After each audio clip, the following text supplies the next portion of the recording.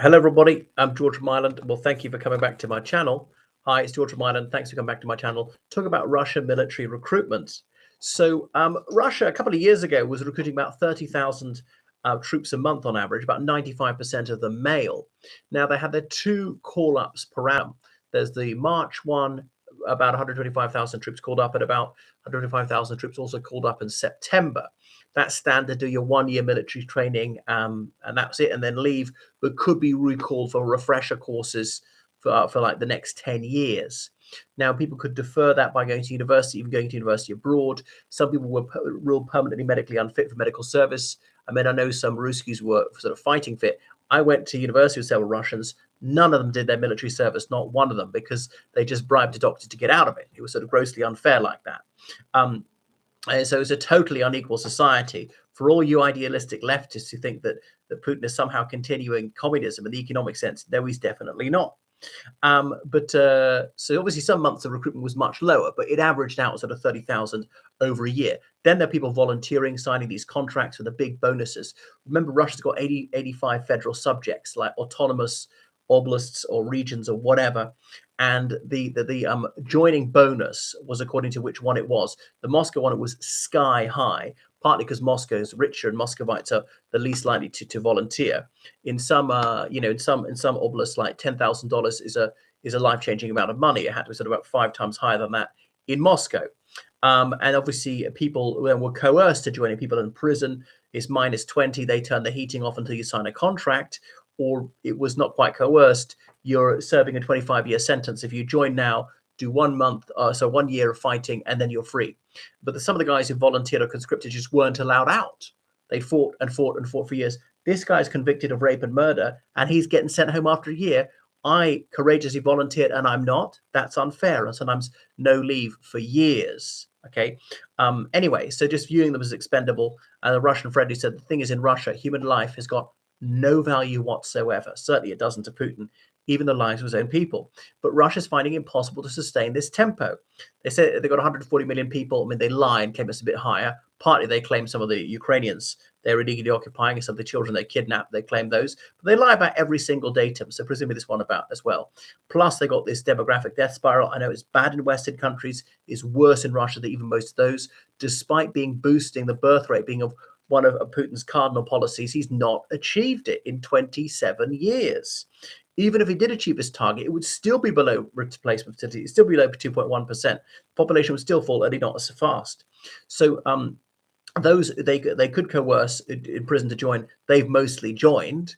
The ones who are left are just so mentally ill or wheelchair bound they just can't use them. So there's serious labor shortages in certain key sectors, and wages have had to go up to attract people into various things, like military manufacturing. Then partly their xenophobia has driven away the Central Asians. Russia had several million guest workers from Turkmenistan, Uzbekistan, Armenia, Georgia, to less than Azerbaijan, Moldova, former Soviet republics, particularly Tajikistan and Kyrgyzstan, the most poverty-stricken, mountainous ones in Central Asia, the poorest ones in the former Soviet Union. So they've got some North Koreans who even fought for them, but North Koreans to be paid below the Russian minimum wage. And even then, some of the money goes to to the North Korean regime. Yeah, all right. Well, they've been accepting foreign volunteers to the front from the very beginning. I mean, Wagner Group always had some Serbians in it, but they've recruited Cubans in particular. Russia's got a very cordial relationship with Cuba. Zambian has been killed at the front. A Kenyan has been killed at the front. They're Colombians on both sides. Indians, Pakistanis, and so on.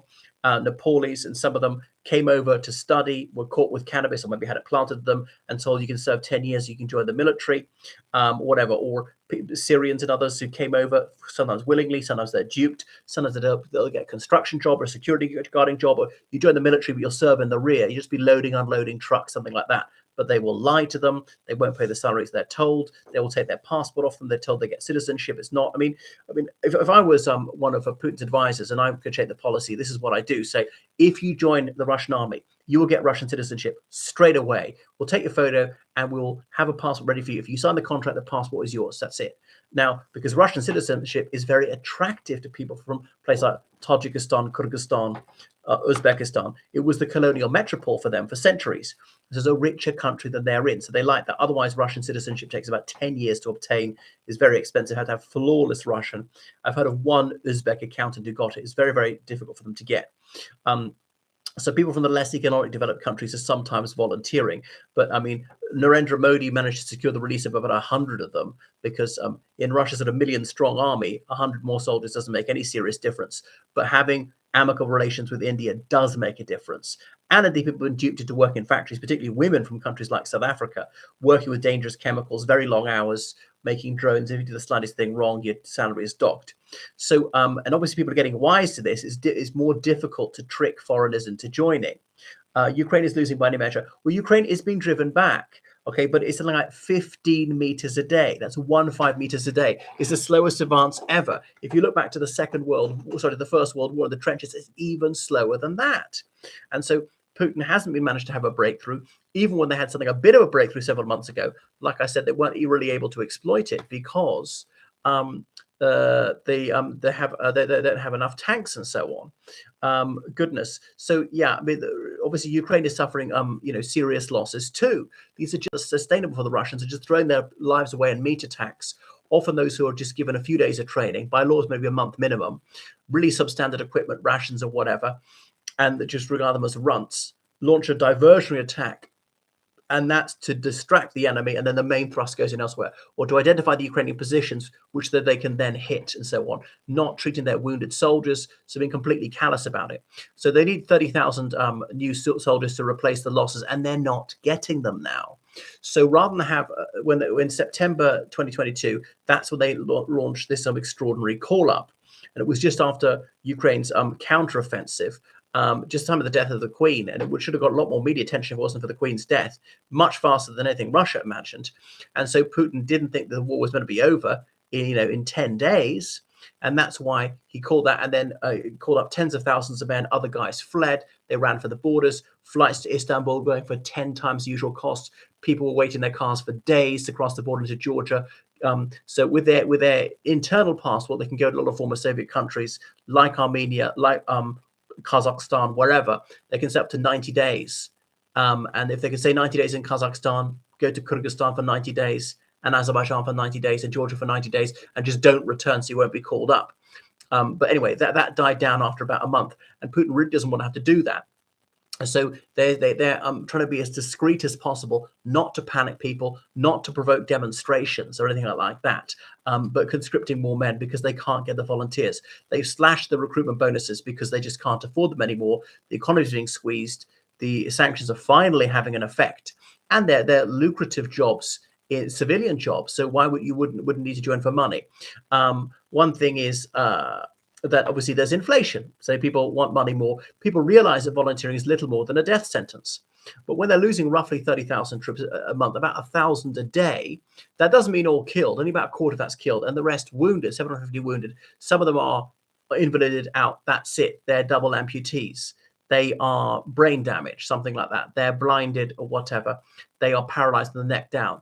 They can never help again. But at least a considerable minority of them can be rehabilitated, but they can't. They can go back into the front, but not immediately. It can take weeks. It can take months before that. So that's why you still need so many people coming forward, and they're getting more like 25,000 a month. So they cannot sustain this tempo of losses. But it doesn't seem to have filtered through. Well, therefore, we have to conserve the lives of our troops, not just throw them away. The Ukrainians are trying to avoid casualties, are willing to withdraw when necessary. But you know what? I can't. Pokrovsk, I was thinking it was going to fall 6 months ago, and the Ukrainians are still there. Or Kramatorsk and Kupiansk, which Putin claimed to have taken last year, and is not true. It's a lie. Zelensky's even been there to prove it's a lie. So Europe can handle these refugees who are working. Europe actually needs them because is sub-replacement fertility, and they contribute to the economy in all these countries. It's not they're just like living off benefits. Unemployment is very low in most EU countries. Some people are just refusing to work because they want to slob around and get benefits. But the Ukrainians are not, that they are working. So I don't think that's actually a significant problem. And a lot of Ukrainians have chosen not to leave, or have left to go back permanently or just to visit. So actually, they've been a boon. There have been very few problems with them where I live. Yeah, so Russia is having more difficulty recruiting foreigners who realize what the scam is, more difficulty recruiting their own people who realize it's a death sentence. And then push is coming to shove, having to conscript more and more people. Those who are healthy young men who make the best soldiers have largely been conscripted. The highly educated ones often left the country to evade conscription. So that is why it's going to be increasingly difficult to sustain the war effort, especially economically, into 2027. Not to say there are no problems to Ukraine. There are. They've suffered heavy losses too. Now their conscription age is 25. If they lower it to 18, there would be no recruitment problem. Plus, they have a few million men of military age, which goes right up to 60 in Ukraine, who are not in the military. Ukraine could conscript way more. Okay, a few are in reserved occupations, electricians to repair their electric grid or whatever. Some of them medically unfit for military service. But there are a few million who are medically fit, and they're not conscripting enough of them. Plus, some have left the country illegally.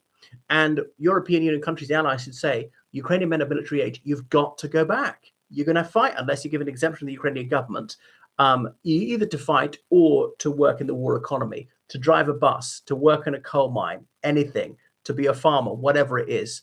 And if you don't go back, we will handcuff you and we will take you back, because we're supplying the weapons, but Ukraine's got to supply the troops. So, yeah, would I want to be Ukrainian fighting? No, I wouldn't. I don't want to fight at all, which is not to say that no one should fight. There's never a right to fight. Okay, these people don't want to get killed. I can't really blame them. I wouldn't either. I'm not saying I'm gallant. If I was a Ukrainian, would I have made military service? I probably would, which doesn't make it the right thing to do. All right. Thanks for watching my channel. Make sure you subscribe on Patreon, PayPal, georgecallan79@gmail.com. Goodbye.